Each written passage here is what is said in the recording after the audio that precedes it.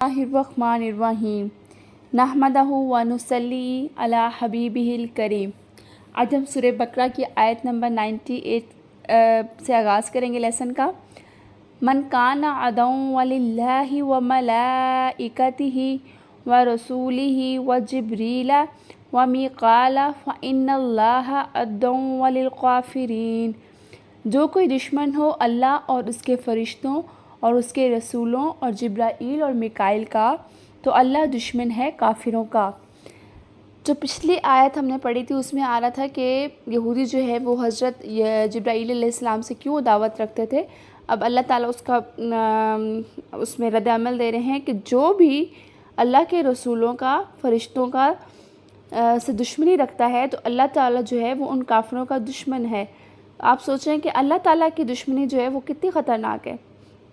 تو بہرحال سیدنا ابو ہریرہ رضی اللہ تعالیٰ عنہ بیان کرتے ہیں کہ رسول صلی اللہ علیہ وسلم نے فرمایا کہ اللہ تعالیٰ فرماتے ہیں جس نے میرے کسی دوست سے دشمنی رکھی تو میں اس کے ساتھ جنگ کا اعلان کرتا ہوں۔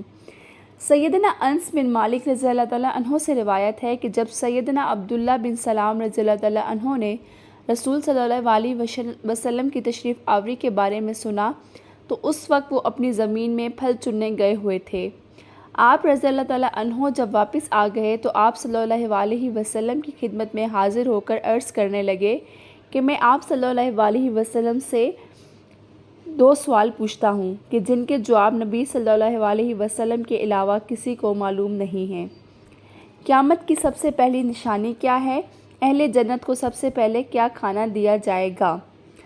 آپ صلی اللہ علیہ وسلم نے فرمایا ان سوالوں کے جواب ابھی مجھے جبرائیل علیہ السلام نے بتائے ہیں۔ اس پر سیدنا عبداللہ نے کہا جبرائیل علیہ السلام نے؟ آپ صلی اللہ علیہ وسلم نے فرمایا ہاں۔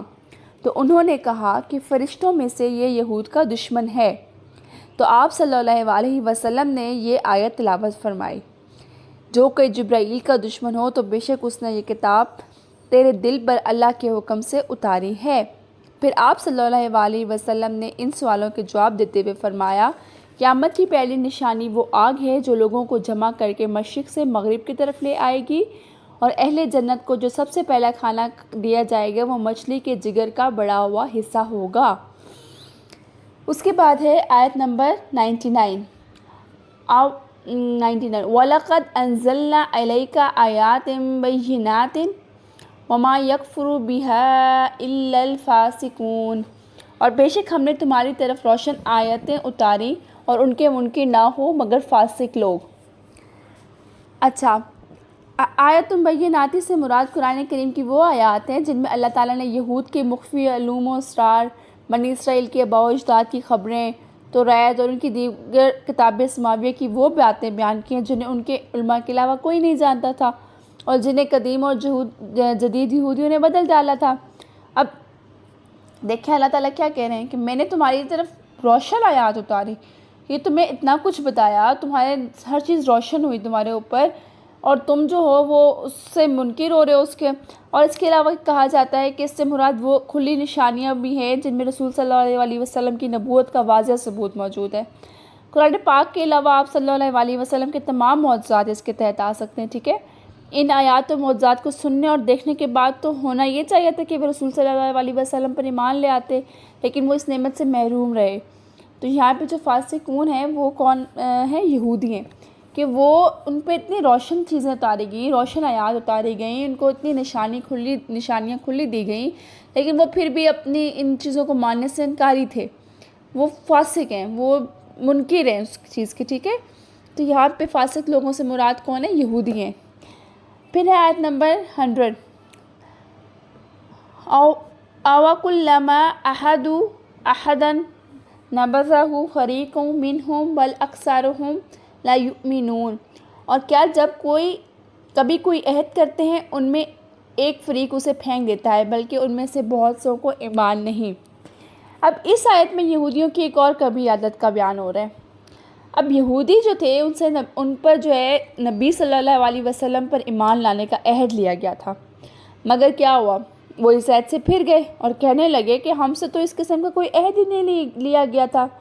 جب بھی ان سے کوئی عہد لیا جاتا تو ان میں سے ایک گروہ جو تھا وہ اس کو پس پشت ڈال دیتا تھا بلکہ ان میں سے بہت سے لوگ جو تھے وہ تو توریت پر بھی ایمان نہیں رکھتے تھے۔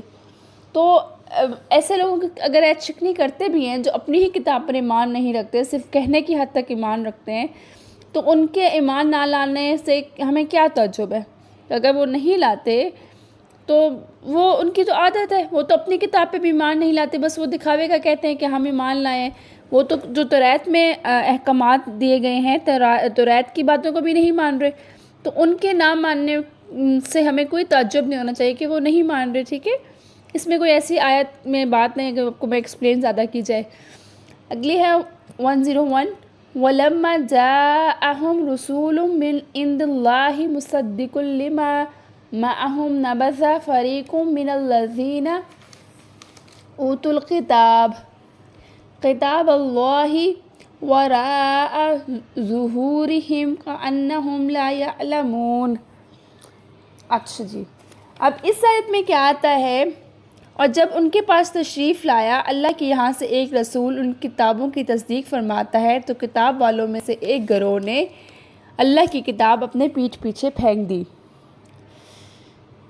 اب دیکھیں، اب عہد کو توڑنا تو ان کی عادت بن چکی تھی، ان سے کوئی بھی عہد لے جاتا تھا وہ اس کو نہیں مانتے تھے، عہد شکنی کرتے تھے۔ تو جب حضرت محمد صلی اللہ علیہ وسلم یہاں پہ آ رہے ہیں نا کہ ایک نبی آیا، تو وہ حضرت محمد صلی اللہ علیہ وسلم ہے، ٹھیک ہے، مابعوث ہوئے اور قرآن جو توریت کی بھی تصدیق کی، تو یہودیوں کی یہ بد نصیبی تھی کہ انہوں نے آپ صلی اللہ علیہ وسلم کو تو جھٹلایا ہی جھٹلایا، اور اپنی جو کتاب تھی توریت جو تھی اس کو بھی اپنی پیٹھوں کے پیچھے پھینک دیا۔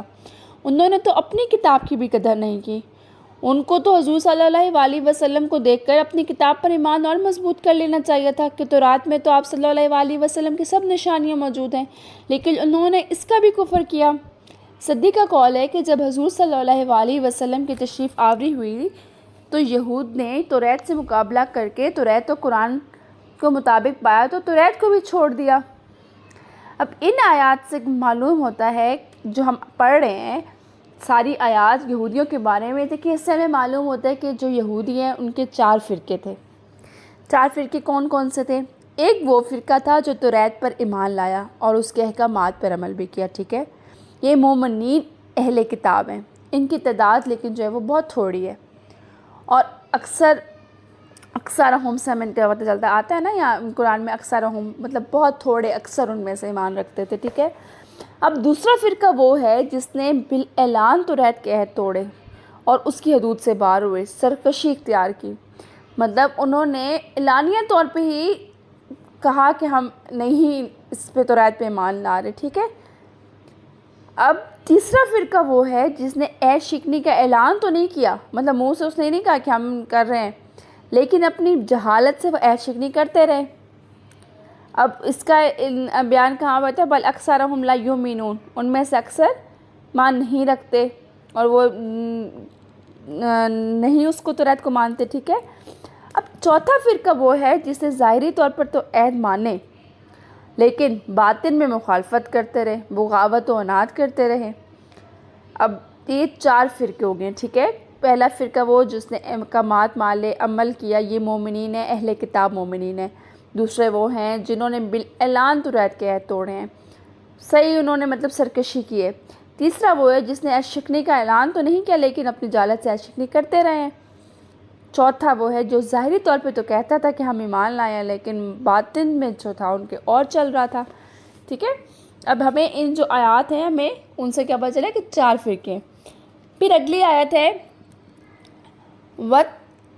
وَاتَّبَعُوا مَا تَتْلُو الشَّيَاطِينُ عَلَى مُلْكِ سُلَيْمَانَ وَمَا كَفَرَ سُلَيْمَانُ وَلَكِنَّ الشَّيَاطِينَ كَفَرُوا يُعَلِّمُونَ النَّاسَ السِّحْرَ وَمَا أُنزِلَ عَلَى الْمَلِكَيْنِ بِبَابِيلَ هَارُوتَ وَمَارُوتَ وَمَا يُعَلِّمَانِ مِنْ أَحَدٍ حَتَّى يَقُولَا إِنَّمَا نَحْنُ فِتْنَةٌ وَلَا تَكْفُرْ وَيَتَعَلَّمُونَ مِنْهُمَا مَا يُفَرِّقُونَ بِهِ بَيْنَ الْمَرْءِ وَزَوْجِهِ وَمَا هُمْ بِضَارِّينَ بِهِ مِنْ أَحَدٍ إِلَّا بِإِذْنِ اللَّهِ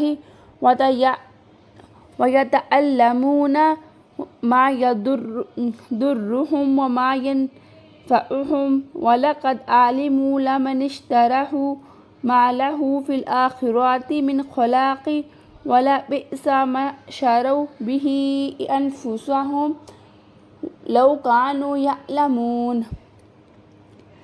اور اس کے پیرو ہوئے جو شیطان پڑا کرتے تھے سلطنت سلیمانیہ کے زمانے میں، اور سلیمان نے کفر نہ کیا، ہاں شیطان کافر ہوئے۔ لوگوں کو جادو سکھاتے ہیں، اور وہ جادو جو بابل میں دو فرشتوں ہاروت اور ماروت پر اترا، اور وہ دونوں کسی کو کچھ نہ سکھاتے جب تک یہ نہ کہہ لیتے کہ ہم تو نری آزمائش ہیں، تم اپنا ایمان نہ کھو۔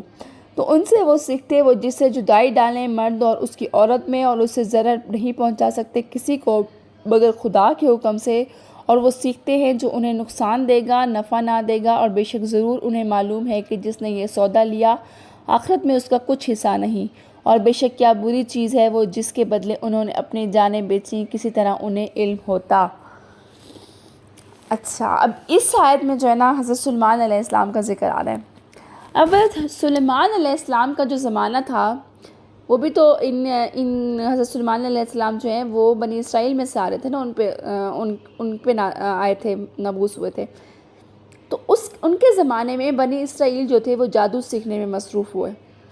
تو آپ جو تھے انہوں نے آپ کو بنی اسرائیل کو اس کام سے روکا، اور ان کی جو کتابیں تھیں انہوں نے اپنی کرسی کے نیچے دفن کر دی، ٹھیک ہے۔ اب حضرت سلیمان علیہ السلام کی جب وفات ہو گئی تو اس کے بعد شیاطین جو تھے انہوں نے وہ کتابیں نکلوائیں اور لوگوں سے کہا کہ سلیمان علیہ السلام جو ہے نا وہ اسی کے زور پر سلطنت کرتے تھے۔ اب بنی اسرائیل کے جو علماء تھے انہوں نے اس بات کا انکار کیا تھا، ٹھیک ہے، لیکن ان کے جو جہال تھے ان کو جادو کو حضرت سلیمان علیہ السلام کا علم بتا کر اس کو سیکھنے پر ٹوٹ پڑے، انبیاء کی کتابوں کو چھوڑ دیا اور جادو ٹونے کے پیچھے پڑ گئے، اور حضرت سلیمان علیہ السلام پر ملامت شروع کر دی۔ حضرت محمد صلی اللہ علیہ وسلم کے زمانے تک وہ اسی حال میں رہے۔ ایک تو اس جادو کا ذکر ہے اس آیت میں، ٹھیک ہے، اللہ نے اس کی تردید فرمائی ہے اور بتایا ہے کہ جادو تو کفر ہے۔ سلیمان علیہ السلام جو تھے وہ تو پیغمبر تھے، انہوں نے تو کفر نہیں کیا، بلکہ شیاطین نے ان کے عہد میں کفر کا یہ کام کیا تھا، خود بھی جادو کرتے اور لوگوں کو بھی جادو سکھاتے تھے۔ ایک تو یہود اس علم سحر کے پیچھے لگ گئے تھے، اور ایک جو تھا وہ اس علم کے جو بائبل میں دو فرشتوں ہاروت اور ماروت پر اتارا گیا تھا، ٹھیک ہے، ایک تو وہ اس کے پیچھے پڑ گئے تھے جو حضرت سلیمان علیہ السلام کے زمانے میں شیاطین کرتے تھے، ٹھیک ہے، ایک تو اس کو سیکھنے میں لگ گئے تھے، اور ایک اس عمل کے پیچھے جو ہاروت اور ماروت کو صرف سکھایا گیا تھا، ٹھیک ہے۔ اب یہ جو ہے یہ علم جو تھا یہ سحر سے ایک الگ علم تھا جسے عمل میں لانا بعض اوقات کفر بھی تھا، ٹھیک ہے۔ اب وہ فرشتے بھی کسی کو یہ علم ایسے نہیں سکھاتے تھے، دیکھیں آیت میں یہاں ہے کہ وہ ایسے نہیں سکھا دیتے تھے، انہیں بتاتے تھے، انہیں آگاہ کرتے تھے کہ ہم تو محض ایک آزمائش ہے، لہٰذا تم اس علم کو کفر کے لیے استعمال نہیں کرنا تم نے۔ مگر یہودیوں کی اخلاقی پستی کا یہ حال تھا کہ وہ ان سے وہ علم ضرور سیکھتے اور وہ باتیں بھی سیکھتے جو سراسر نقصان پہنچانے والی ہیں، اور جو جنہیں عمل میں لانا کفر ہے، اور شیطان جن پر سب سے زیادہ خوش ہوتا ہے۔ اب شیطان سب سے زیادہ خوش کس عمل پہ ہوتا ہے؟ وہ ایسے عملیات میں خوش ہوتا ہے سب سے زیادہ جس میں میاں بیوی کے درمیان جدائی ڈال دی، بھائیوں کے درمیان اختلافات ہو گئے۔ اب وہ جو تھے انہوں نے یہ سیکھ کے اور یہ عمل شروع کر دیے۔ اب یہودی جو ہیں وہ جانتے تھے اور مسلمان بھی یہ جانتے ہیں کہ یہ فعل جو ہے یہ کفر ہے، اور ایسا کرنے والوں کے لیے آخرت میں بھی کوئی حصہ نہیں ہے۔ اسلام میں جادو سیکھنے اور اس پر عمل کرنے کو کفر قرار دیا گیا، ٹھیک ہے، یہ آپ نے یاد رکھنا ہے کہ اللہ تعالی ہم سب کو اس چیز سے بچائے، اور اسے کبائر میں شامل کیا گیا ہے۔ سیدنا ابو ہریرہ رضی اللہ تعالیٰ عنہ بیان کرتے ہیں کہ آپ صلی اللہ علیہ وسلم نے فرمایا 7 ہلاک کرنے والے گناہوں سے بچو۔ صحابہ نے پوچھا کہ اے اللہ کے رسول صلی اللہ علیہ وسلم وہ کون کون سے گناہ ہیں؟ رسول صلی اللہ علیہ وسلم نے فرمایا اللہ کے ساتھ شرک کرنا، جادو کرنا، کسی کو ناحق قتل کرنا، سود کھانا، یتیم کا مال کھانا، جنگ کے دوران پیٹھ پھیرنا، اور پاک دامن مومن عورتوں پر تہمت لگانا۔ اچھا، سیدنا عائشہ رضی اللہ عنہا بیان کرتی ہیں کہ قبیلہ بنو زریق سے تعلق رکھنے والے ایک شخص لبید بن العاصم نے رسول صلی اللہ علیہ وسلم پر جادو کیا۔ اب آپ صلی اللہ علیہ وسلم جو تھے وہ اس جادو سے متاثر ہوئے تھے، ٹھیک ہے۔ اب آپ صلی اللہ علیہ وسلم کا کیا خیال ہوتا تھا کہ آپ نے یہ فلاں کام کر لیے، لیکن آپ نے ایسا کیا نہیں ہوتا تھا، یہ تو سب جادو کا اثر تھا۔ اب یہ معاملہ جو ویسے ہی چلتا رہا، یہاں تک کہ ایک دن آپ صلی اللہ علیہ وسلم میرے پاس یعنی کہ حضرت عائشہ کے پاس اور بار بار اللہ سے دعا کر رہے تھے۔ اس کے بعد مجھ سے فرمانے لگے، اے عائشہ رضی اللہ تعالیٰ عنہ، کیا تمہیں معلوم ہے کہ اللہ نے مجھے وہ بتا دیا جو میں نے اس سے پوچھا؟ میرے پاس 2 آدمی آئے تھے، جن میں سے ایک میرے سر اور ایک میرے پاؤں کے پاس بیٹھ گیا، اور ایک نے دوسرے سے پوچھا، اس شخص کو کیا ہوا ہے؟ دوسرے نے کہا، اس پر جادو کیا گیا ہے۔ اس نے پوچھا، کس نے کیا ہے؟ دوسرے نے جواب دیا، لبید بن الاسم نے۔ اس نے پوچھا، کس چیز میں کیا ہے؟ دوسرے نے جواب دیا، کنگھی، بالوں اور کھجور کے خوشے کے غلاف میں کیا ہے۔ اس نے پوچھا، جس چیز میں اس نے جادو کیا ہے وہ کہاں ہے؟ دوسرے نے جواب دیا، بیر زاروان میں، یعنی یہ کنواں تھا، ٹھیک ہے۔ چنانچہ رسول صلی اللہ علیہ وسلم اپنے کچھ صحابہ کے ساتھ اس کنویں کے پاس گئے اور پھر واپس آ گئے اور فرمانے لگے، اے عائشہ رضی اللہ تعالیٰ عنہ، اے عائشہ، اس کا پانی ایسے سرخ تھا جیسے مہندی کا نچوڑ ہوتا ہے، اور اس کے کھجوروں کے سر ایسے تھے جیسے شیطان کے سر ہوں، یعنی کہ وہ بہت بدشکل تھی۔ تو میں نے کہا، اے اللہ کے رسول صلی اللہ علیہ وسلم، آپ نے اس جادو کو نکالا کیوں نہیں؟ آپ صلی اللہ علیہ وسلم نے فرمایا، اللہ نے مجھے عافیت دے دی اور میں نہیں چاہتا کہ لوگ کسی شر اور فتنہ میں مبتلا ہو جائیں۔